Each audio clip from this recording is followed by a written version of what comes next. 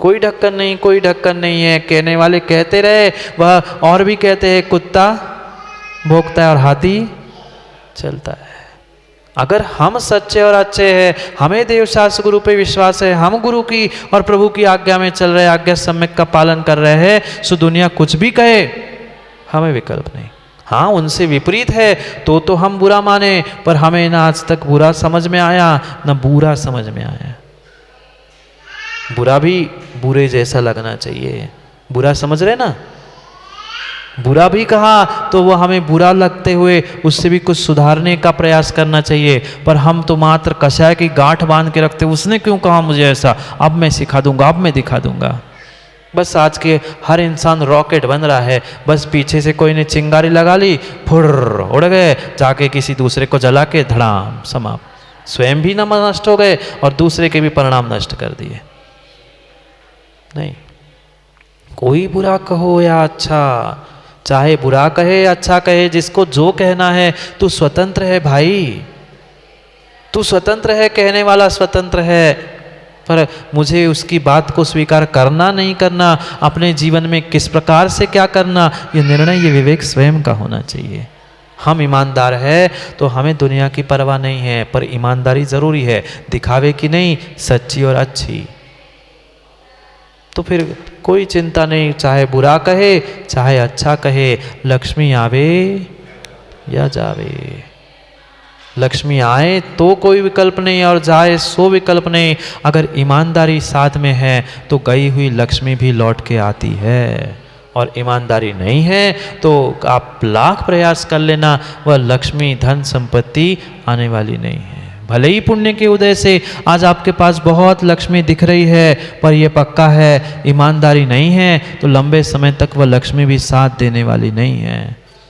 जो अपने जीवन में अच्छाई और सच्चाई जानकर उस ईमानदारी से जीना जानता है, उसके पास ही लक्ष्मी का वास होता है, धन संपत्ति का वास होता है। आप कितना ही कमा के रख लेना, पर धन संपत्ति लक्ष्मी कमाने से नहीं आती, पुण्य से आती है।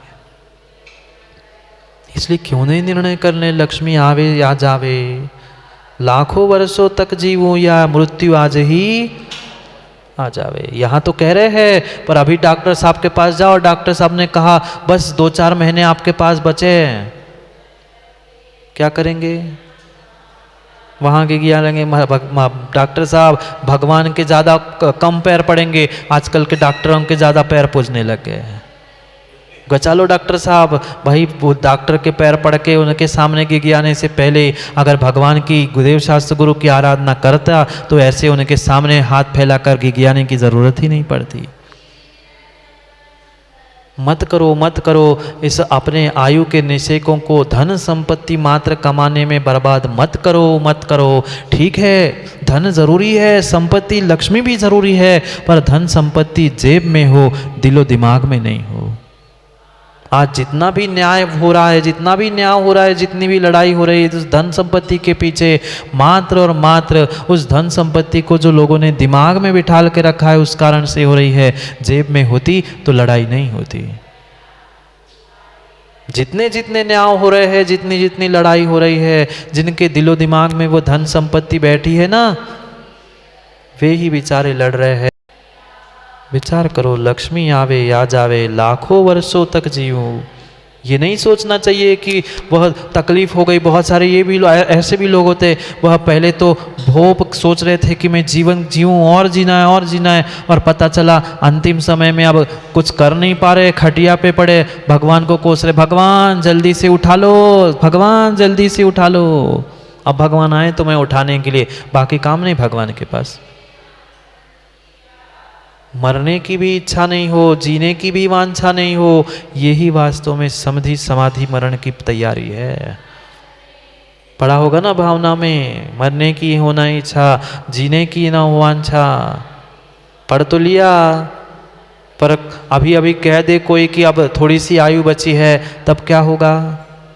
तब इसको बुलाओ, उसको बुलाओ, ये करूं, ये दवाई, वो दवाई, इधर भागूं।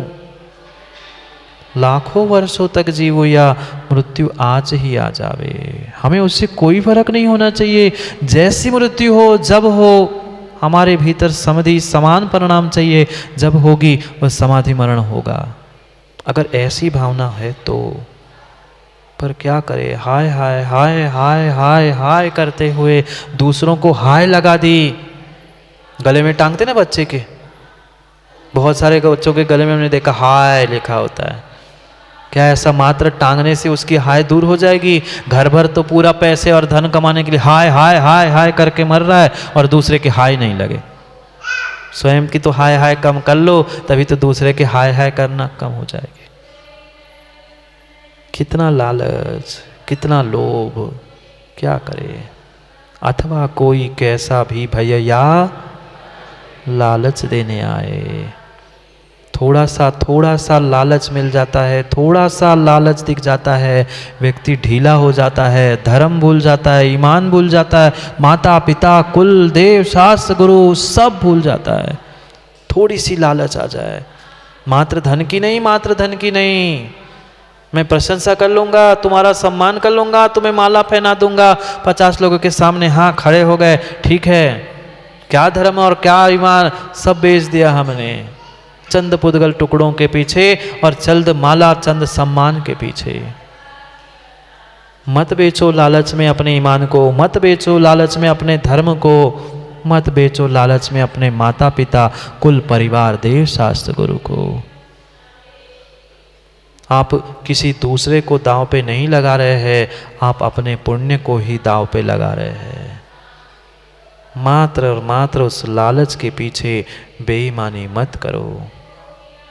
चाहे अच्छा बुरा कहने का लालच हो, चाहे लक्ष्मी आने जाने का लालच हो, चाहे लाखों वर्ष जीने मरने का हो, ये सभी लालच ही तो है। ये भी सब प्रकार का लालच है। अरे जी सको तो ईमानदारी से वफादारी से जीना सीख लो ना।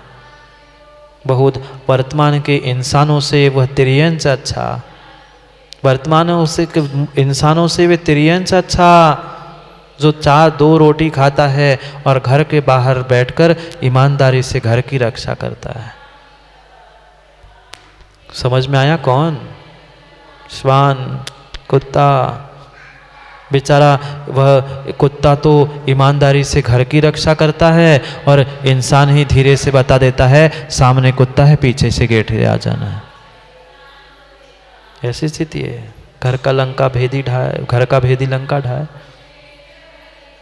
वह श्वान तो बेचारा सुरक्षा कर रहा है घर वालों की, पर घर वाले ही दूसरों से मिले हैं तो क्या कौन श्वान कर पाएगा। या को अथवा कोई कैसा भी भय या लालच देने आए, कोई भयभीत भी करने आए, डराने भी आए, तो भी हमें न्याय मार्ग से नहीं छूटना चाहिए। आजकल तो वो पता नहीं कैसा भूत और कैसा क्या हो चुका है। आजकल तो वो हर कोई के पास भूत आते, देव आते, डरा देते, ऐसा कर लो नहीं तो तुम्हें खा जाऊंगा। अंकित भाई, तुम्हारे पचमढ़ी में भी कोई आके भूत आपसे कह देना कि तुम भगवान को और गुरु को मानना छोड़ दो, मैं तुम्हारा मिनटों में मंदिर बना दूंगा, कह देना हम मंदिर नहीं बनाना है, हमें भगवान का मंदिर बनाना है, हमें भूतों का मंदिर नहीं बनाना है। हाँ, आजकल हो चुके ऐसे कि भूत दो, भभूति दो, ऐसे डराओ, ऐसे डराओ। ऐसे डरा के धमका के कोई धर्म नहीं होता। वो भले ही वो कह दे मैं तुम्हें नष्ट कर दूंगा, वो कह देना ठीक है नष्ट कर दे। क्या कर पाएगा तू? एक पर्यायी नष्ट कर पाएगा। अगर मैं सम्यक से च्युत हो जाऊंगा तो मुझे इस भव क्या कई भवों में हमें भगवान गुरु नहीं मिल सकते।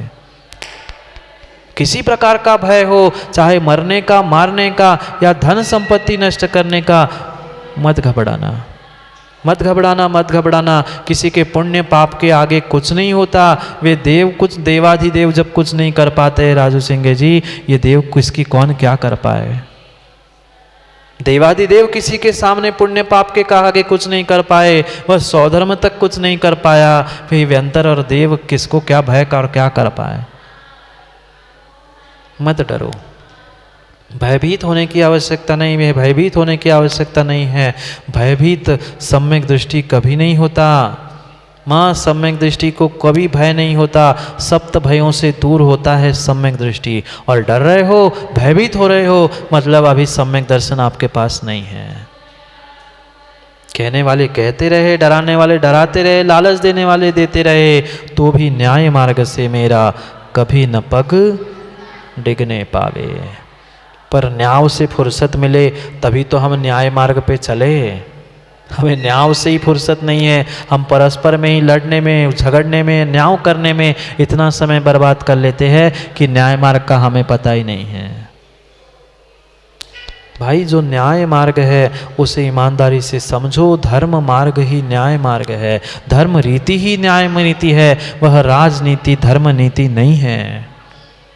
नहीं है। राजनीति में धर्म पहुंच जाए बहुत अच्छी बात है, पर धर्म में राजनीति मत करो, मत करो। सोचे विचार करे, न्याय मार्ग से मेरा, बोलो ना, कभी न पग डिगने पावे। कभी भी न्याय मार्ग से पग ना डिगे। ये भावना भा रहे है, ये मेरी भावना भा रहे है प्रभु के सामने, गुरु के सामने, अपने आप को साक्षी मानकर कि भगवान कितनी भी विपरीतता आ जाए, कुछ भी हो जाए, तो भी न्याय मार्ग से मेरा कभी न पग डिगने पाए। न्याय और ईमानदारी से करोगे तो विश्वास मानना, काम में देर हो सकती है पर अंधेर नहीं होगी। चंद समय की शीघ्रता के पीछे, जल्दी जल्दी करने के पीछे आपने थोड़ा सा भी न्याय के अन्याय मार्ग का अवलंबन लिया तो पक्का मान लेना, आज तो तुम्हें काम बनता मिलेगा पर वो लंबे समय तक नहीं चलेगा। क्या डरा धमका के अंकित भाई काम नहीं किया जा सकता था? क्या लालच दे के काम नहीं किया जा सकता था? किया तो जा सकता था पर न्याय मार्ग छूट जाता। हमने प्रभु की भक्ति की, हम अपने न्याय मार्ग पे चल रहे हैं। अब वो जो प्रभु का भक्त भी नहीं था उसको भी भक्त बनना पड़ा, कहे नहीं कहे सरेंडर होना पड़ा। समय लग सकता है, देर हो सकती है पर अंधेर नहीं है। न्याय मार्ग में कभी अंधेर नहीं है, क्योंकि हमारी न्याय देवता ये देव शास्त्र गुरु है, कर्म सिद्धांत है, उनकी आंखों पे कभी काली पट्टी नहीं है, नहीं है। वर्तमान की न्याय के देवता के आंखों पे पट्टी हो सकती है पर हमारे कर्म सिद्धांत की न्याय देवता पे कोई पट्टी नहीं है। वो सबको देख रही है, सबकी हरकत, सबकी करतूत, सबका पुण्य पाप, सबका शुभ अशुभ सब कुछ देख रही है। किसी को अच्छा बुरा कहने की कोई आवश्यकता नहीं, समय को सबका उत्तर देगा। कोई कुछ भी कह दे, कोई कुछ भी कहते, हमें तो वीरेन ठेकेदार जी ऐसे लाख हजारों सैकड़ों लोग कुछ ना कुछ कहने सुनने वाले मिलते। अगर सबकी बात हम बुरी और अच्छी सुनते रहे तो हम तो कभी सामायिक ही नहीं कर पाए। अगर माना कि किसी के बुरे कहने से कोई बुरा होता तो इस संसार में मोदी जी कोई जी नहीं पाता। कौन व्यक्ति किसी की अच्छाई कहता है आज? हर किसी की निंदा, हर किसी की बुराई, हर किसी की कटाई होती है। तो फिर किसी के कहने से कोई बुरा और किसी के कहने से कुछ होता तो संसार में कोई जीव जिंदा ही नहीं होता। हर दो आदमी छोड़ के किसी ना कोई शत्रु है, तो कोई ना कोई शत्रु है, बुराई है, बुरा कह रहा है तो नष्ट ही होना चाहिए था। नहीं, चाहे बुरा कहे चाहे अच्छा कहे, कहने वाले ने कर्म बंद कर लिए। हम अगर उसके प्रति आकुलित विकलित होंगे तो हम अनावश्यक कर्म का बंद कर रहे हैं। उसने कर्म पर दया आती है मोदी जी, दया आती है कि हम ही अगर देव शास्त्र गुरु के बारे में, एक धर्मात्मा के बारे में बोल रहे हैं, उस जिसके बारे में बोला, जिसके कर्म का उदय था, उसने तो कर्मों की निर्जरा कर ली। माना कि मैंने इनके बारे में बोला, इनके तो कर्म का उदय था सो इनकी तो बुराई हो गई, पर मैंने तो कर्म का बंद कर लिया। दया उस बात पे अध्यक्ष जी आती है, मेरे निमित्त से तू कर्म का बंध कर रहा है, मैं तो कर्मों की निर्जरा करके मुक्त हो जाऊंगा, पर मेरे निमित्त से तू क्यों कर्म की बंध को कर रहा है? मत करो। अभी नहीं संभल पाए, अभी नहीं समझ पाए तो कोई तीर्थंकर आके समझाने वाला नहीं है।